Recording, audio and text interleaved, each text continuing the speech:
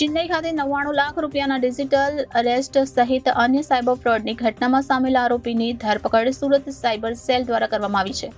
Chennai state cyber crime investigation centre ખાતે નોંધાયેલા cyber crime ફ્રોડના ગુનામાં સંડોવાયેલા આરોપીની તપાસમાં ચેન્નઈ પોલીસની મદદમાં રહી સુરત સાયબર સેલે ડિજિટલ અરેસ્ટ સાયબર ફ્રોડ કરનાર આરોપીને શોધી કાઢ્યો હતો.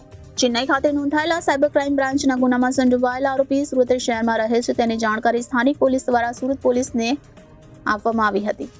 સુરત સાયબર ક્રાઇમ પોલીસ દ્વારા અલગ અલગ ટીમ બનાવીને વિવેક ભેલડિયાની ધરપકડ કરવામાં આવી છે. આરોપી સુરક્ષાના પુણા ગામ ખાતે આવેલ ઈશ્વરનગર સોસાયટીમાં રહેતો હતો અને અનેક લોકો સાથે ડિજિટલ અરેસ્ટ કરી સાયબર પ્લોટની ઘટનાને અંજામ આપતો હતો.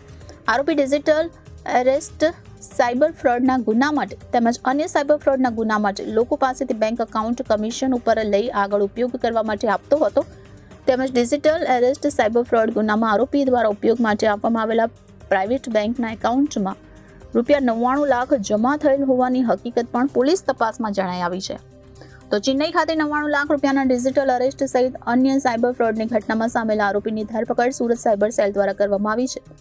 Chennai state cyber crime investigation centre ખાતે નોંધાયેલા સાયબર ક્રાઇમ ફ્રોડના ગુનામાં સંડોવાયેલા આરોપીની તપાસમાં ચેન્નઈ પોલીસની મદદમાં રહી સુરત સાયબર સેલે ડિજિટલ અરેસ્ટ સાયબર ફ્રોડ કરનાર આરોપીને શોધી કાઢ્યો હતો. Bureau reporter Janadesh news Surat.